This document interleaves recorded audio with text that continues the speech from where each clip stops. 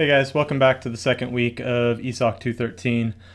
This week we're going to be reading about and trying to define digital history and the digital humanities.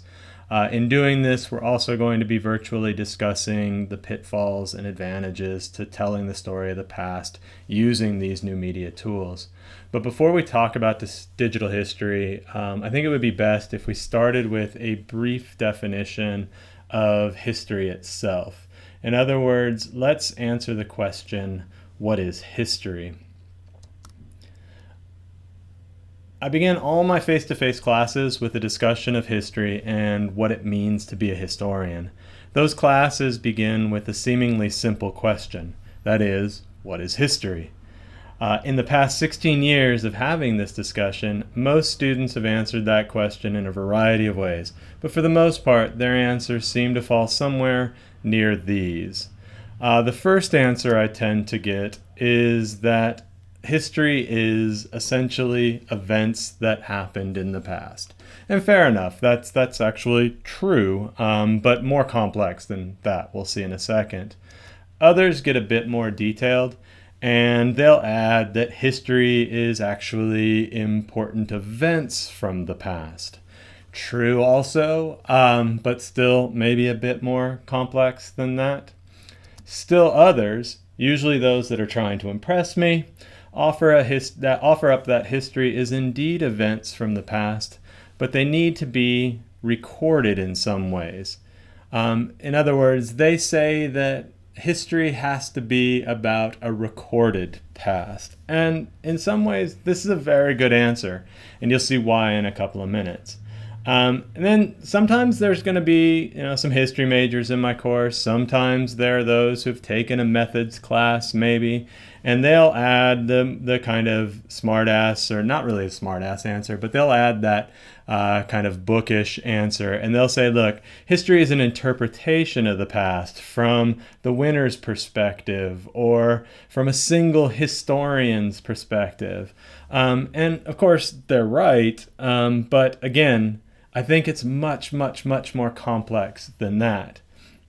Then there's the slacker answer, right? Usually shouted out or mumbled from the back row, offering what is perhaps the most simple definition of history. And that is that history is simply everything that's happened in the past. And that, is true enough.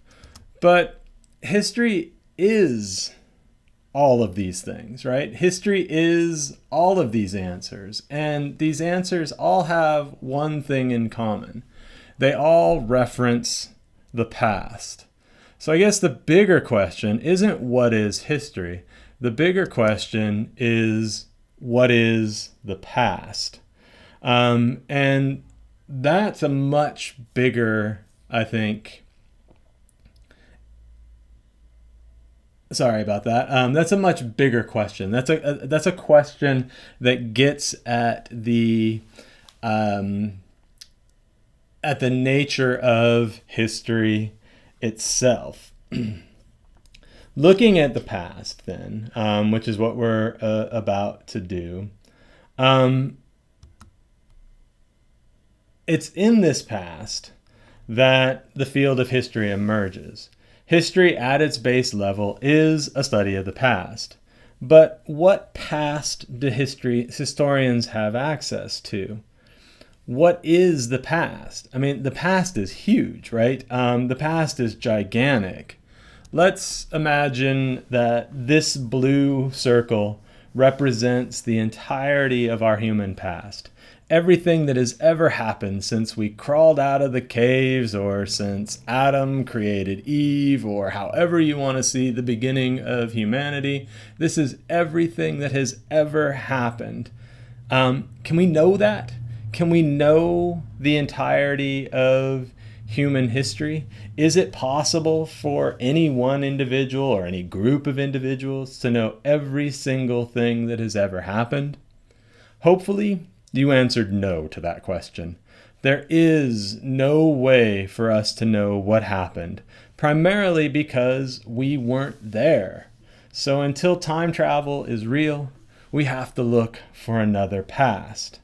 That's where that earlier answer about recorded events comes in handy, right? The past that is available to historians is a past that's been recorded, right? This red circle here, right, is all human events, all experiences that have been recorded. How is it recorded? It doesn't really matter. In fact, the recorded past can be anything produced, as some of you might say, back in the day. So anything that comes from the past, anything produced back in the past is good evidence for historians to use. This recorded evidence is called a primary source, and they come in a variety of forms. In written form, these can be diaries, these can be newsletters, these could be regular letters, newspapers, really anything that is done in the form of written communication or in writing. Primary sources can also be photos, they can be films, they can be videos, they can be paintings. Again, they can be anything from the visual arts or that is included in any kind of visual culture. In fact, like I said earlier, these primary sources can be just about anything. Furniture, relics, books, any form of material culture, any kind of object. All of these are valid primary sources.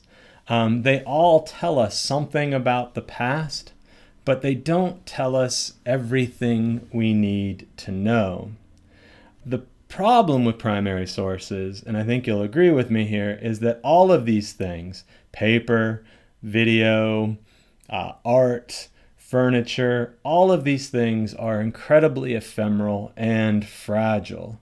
Think about what happens to paper when it meets fire. Think about all of the material goods that have been destroyed in our past. What happens to oral communication if it's never written down? The reality is that much of our past doesn't exist anymore. For the historian then, our past, the human past, is based only on the records or evidence that we have access to.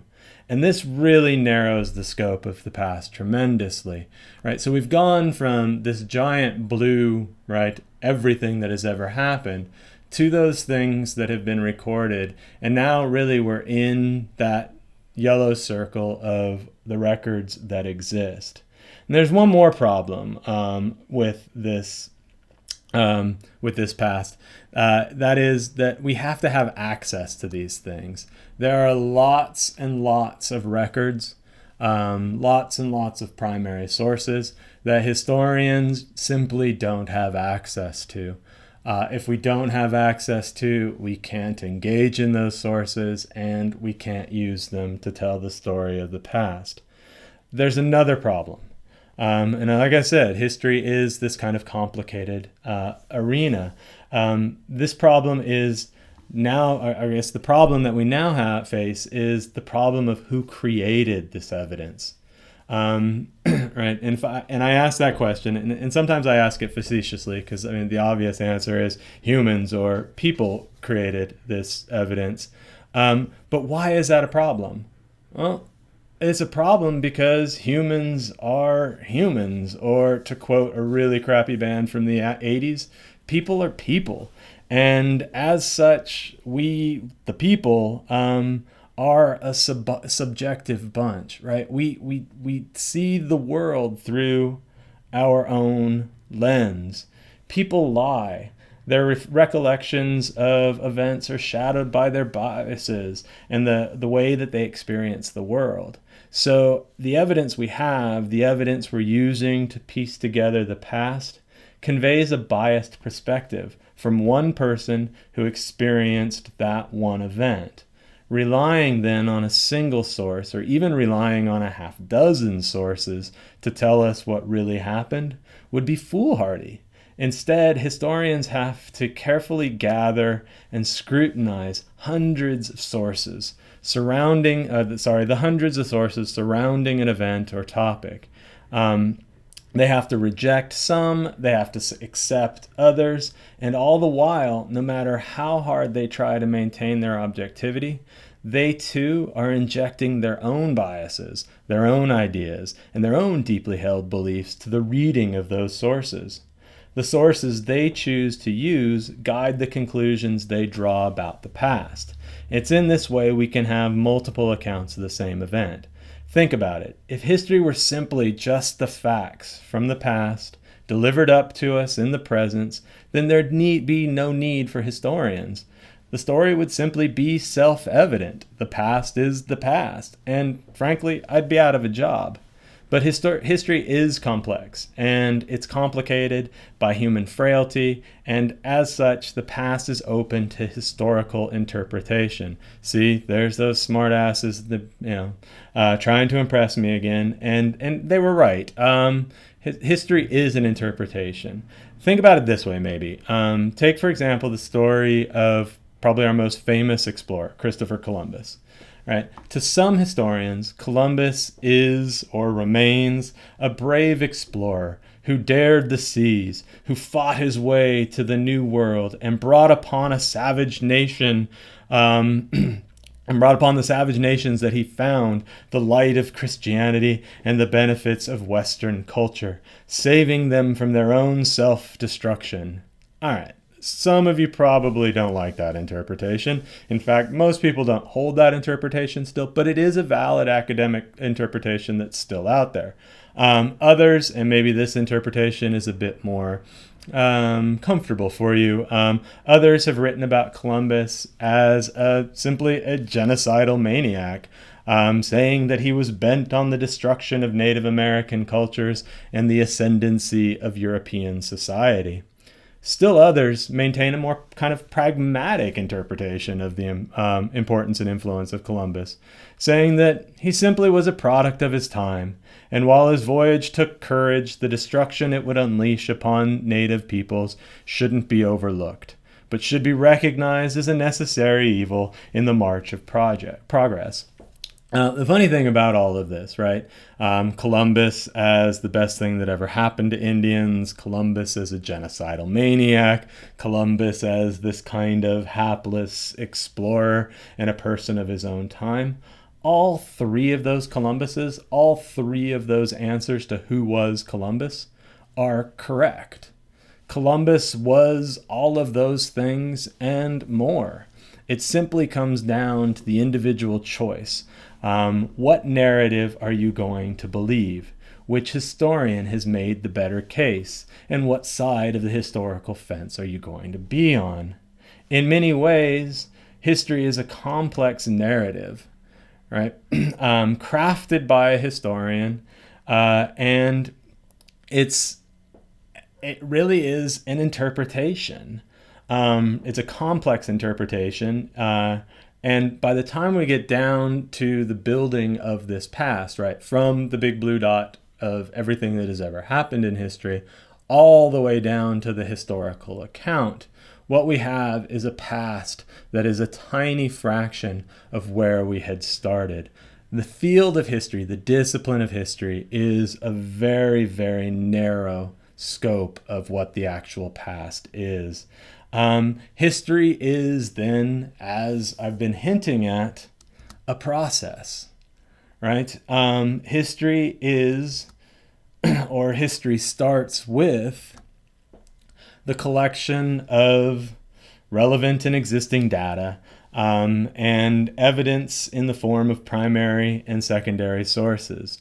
Secondary source is the work of other historians, and historians will employ these secondary sources along with primary sources to come to their conclusions. These sources are evaluated by the historian, who sorts through them, selecting those that she deems valid and rejecting others.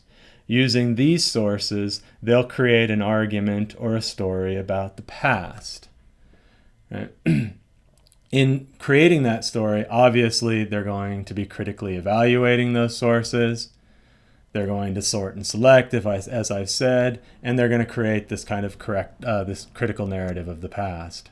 And In that way, really, history is an interpretation crafted by a historian after careful and critical selection of primary and secondary sources.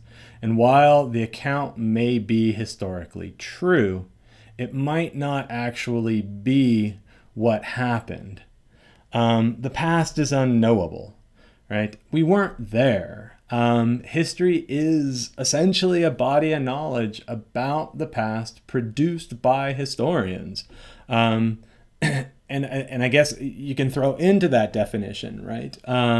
All the other things that go into that production or into the creation of that narrative.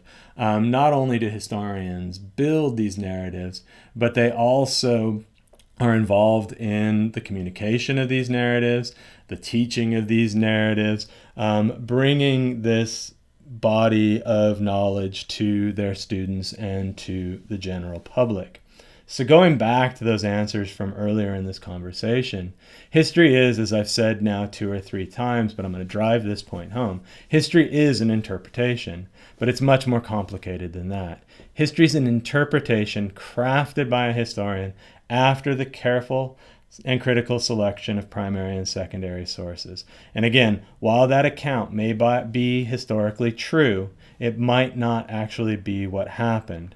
The past is unknowable. So instead of thinking about a history as an absolute, right? And remember, the past is an absolute. The past happened. The past is, right, what we're going to explore, but our version of that past, our understanding of that past changes from generation to generation and from historian to historian. So instead of, like I said, instead of thinking about history as an absolute, think about it really as a body of knowledge created by historians that's true for the moment that it's created. That little introduction to history and a kind of walkthrough through the interpretive nature of history, I hope will be a really good springboard or a jumping off point for the rest of our discussion about digital history. Digital history changes a lot of the ways in which we see, view, and understand the past, and gives us, I think, in many ways, a lot more access to sources that might have gone, that